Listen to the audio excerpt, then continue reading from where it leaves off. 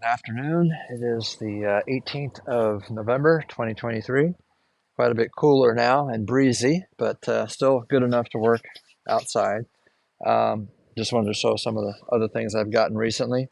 New set of exhaust manifold gaskets. I decided this is the one on the passenger side. I'm going to go ahead and replace that gasket too because those tend to leak anyway, and I think that manifold is still the original manifold that's never come off that engine, the one that I bought. So when I go back to the shop Monday morning, I'm going to pull that off. Plus, I need this part of the gasket here. That's for the choke heater assembly that I'm going to get a kit for. But I got the whole manifold. As far as I know, that may not be true, but I think the whole manifold's got to come off for me to replace this part of the gasket anyway.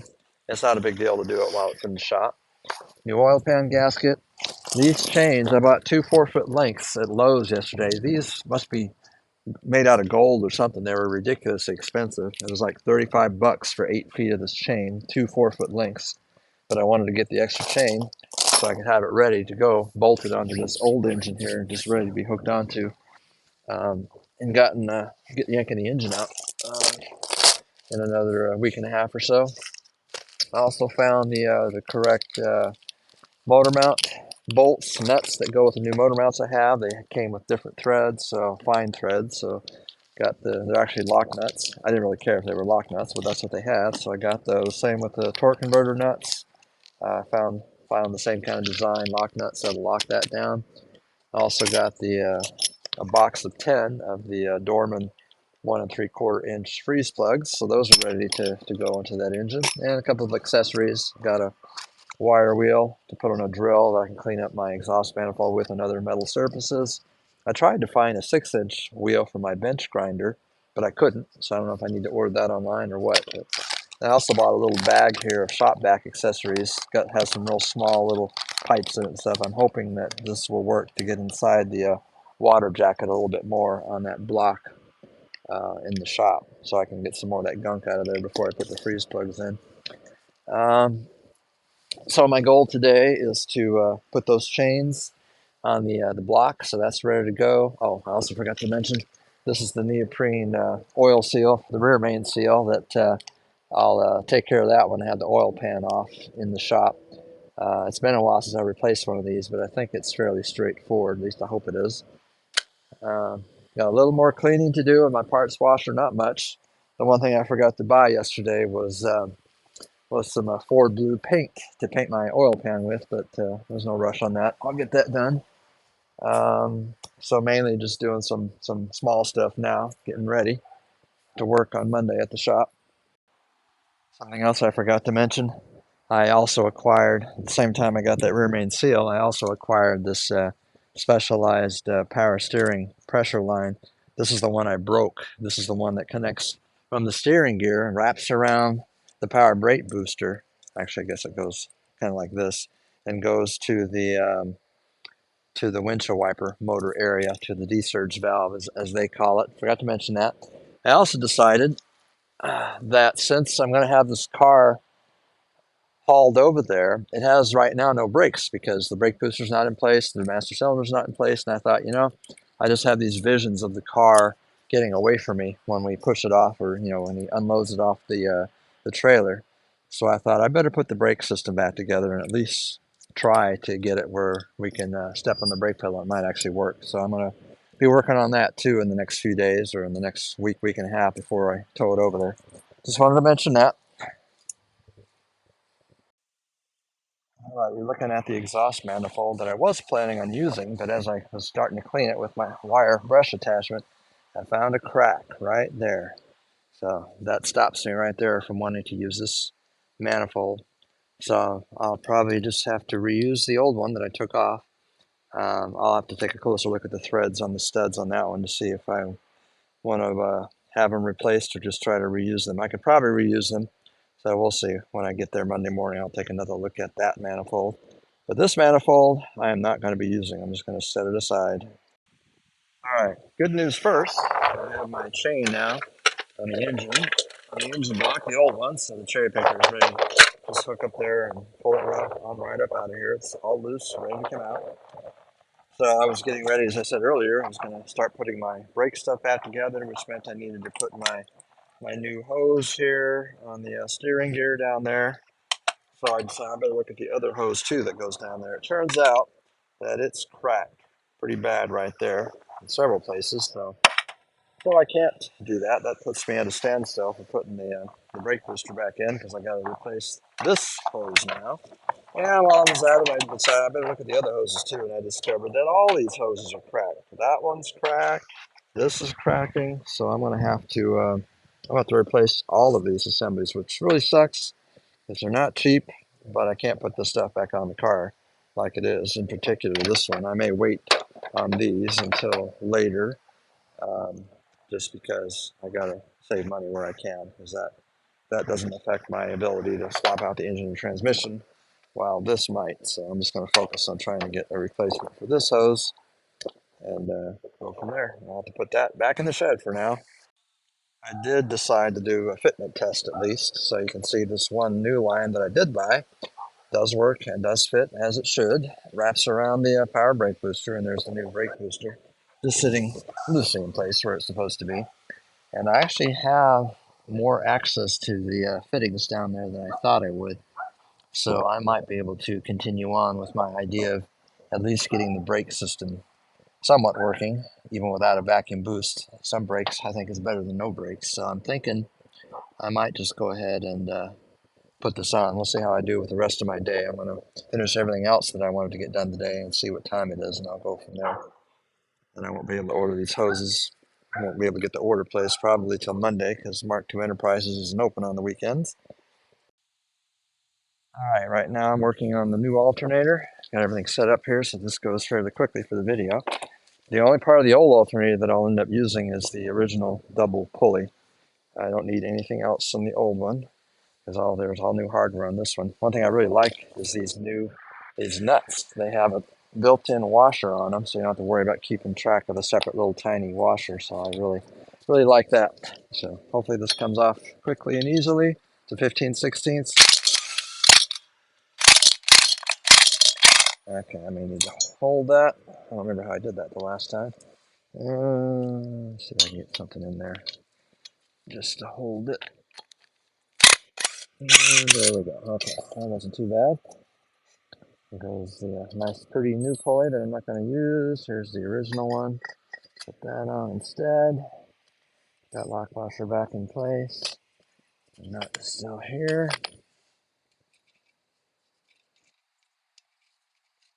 Okay, started.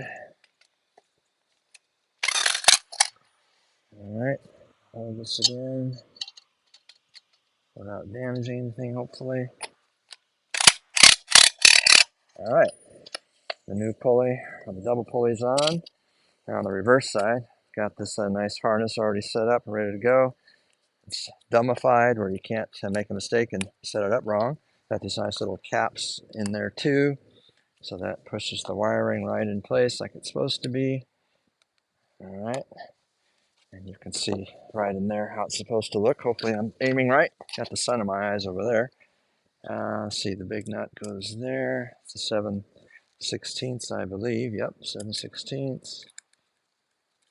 Tighten my hand a little bit. And I got these little 5/16 sizes over here. The other ones. Come on. There we go. Okay, another 5/16.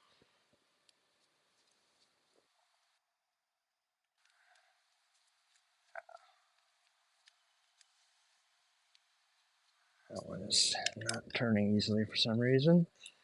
What am I doing wrong?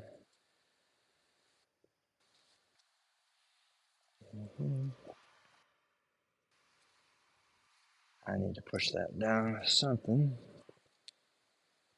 Ah, all right. Well, anyway, you can see what I'm doing here. I'm almost done. Just got to hook up a couple more wires. Got to hook this little plastic keep. Goes over here. And then with that, I will use some electrical tape to tape the wiring harness directly to that to hold it in place. All right, the alternator is now ready to be installed on the engine. It's got the double pulley on the front, spins freely.